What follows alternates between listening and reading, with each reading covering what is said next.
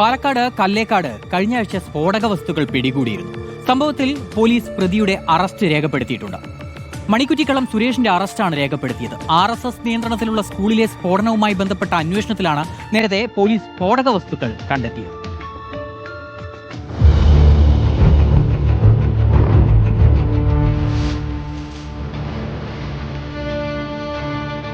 ഒരാഴ്ച മുന്നേ നടന്ന സംഭവത്തിലെ അന്വേഷണത്തിനൊടുവിലാണ് സ്ഫോടക വസ്തുക്കൾ കണ്ടെത്തിയത്.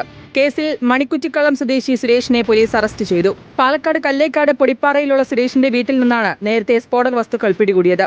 24 ഇലക്ട്രിക് ഡിറ്റനേറ്റർ, അനധികൃതമായി നിർമ്മിച്ച 12 സ്ഫോടക വസ്തുക്കൾ എന്നിവ പോലീസ് പിടികൂടിയിരുന്നു.